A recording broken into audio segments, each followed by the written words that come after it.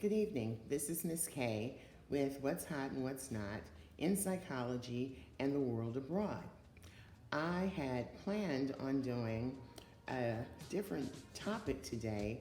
However, it seems that Meghan Markle and Harry, because now he's no longer Prince Harry, keep popping up in the media.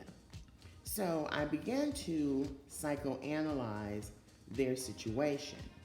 Now, one of my favorite marriage and family therapists is Bowen. And Bowen has what we call the 8 interlocking concepts. So the first one is called differentiation of self. Now, where it applies to Harry is that he is not able to separate what is chaotic and what is normal. You see, Meghan is chaos, and Bowen's theory is stress. It stresses anxiety, and Meghan is anxiety. And Harry has yet to learn to differentiate himself from her chaos. There are a lot of things that Bowen says that applies to Meghan and Harry's situation. He talks about the triangulation, and that is a 2-person dyad. But when it becomes unstable due to anxiety, and I can assure you it's pretty unstable right now due to the anxiety. First he separated from his homeland, now he's in Los Angeles, and so there's no homeostasis there, meaning that there's no balance in there. So what ends up happening is maybe Meghan or maybe Harry and Meghan, they start to pull others into there so that there's more people to spread out the anxiety. But at this point, they have not yet done that.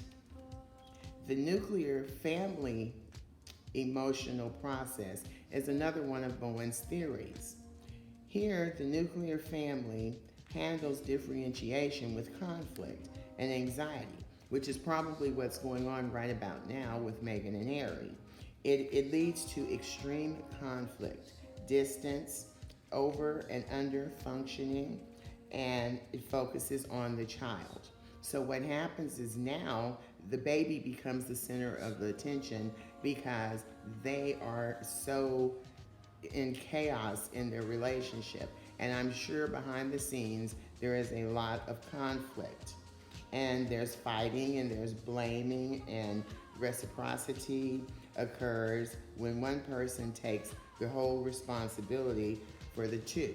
And at this point, it seems as though Meghan is taking the lead role and Prince Harry is following. Now, what Prince Harry has done, Bowen describes as emotional cutoff. That is when someone completely puts distance, geographical space between their family, the family of origin. In Harry's case, it is the Queen and the royal family. And what they do is, they do this, and consequently, it creates more anxiety because as a family unit, they can handle anxiety. But now, just as a couple with a baby in Los Angeles, they cannot handle that. I know Harry could not handle that anxiety. So then what ends up happening, they look for other relationships, which I would not be surprised if Meghan was not already looking for another relationship, because she has to know that this is not going to work. Finally, Bowen speaks of the multigenerational transmission. And this process is the differentiation of self, and it's transmitted, and it's multi-generational. And so this concept offers a pattern of the emotional process that goes beyond the dichotomy of the genes in the environment. So now Harry has pretty much found himself in a strange land, in a strange place.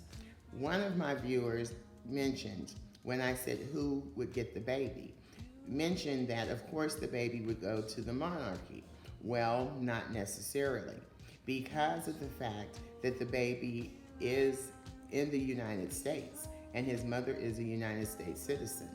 Now, yes, his birth was in Britain, but he is now a resident of the United States. So if they were to have a divorce, which I feel that it's coming soon, if there were to be a divorce in any state, California, especially California, she would be awarded the baby. And Harry would never see his son again because she seems to be just that spiteful that she would go on with her life with the baby.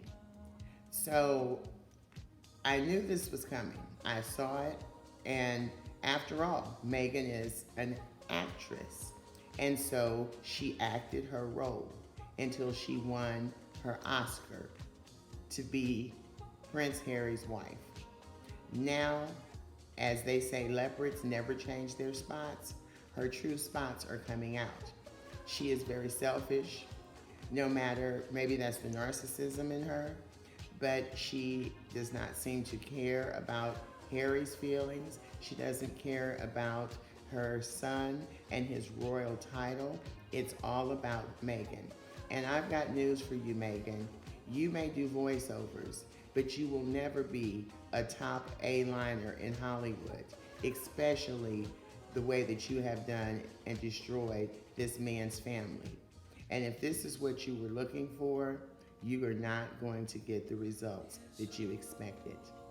So, for now, I ask you to subscribe to my podcast, go join my Patreon list, and until next time, we'll see you soon.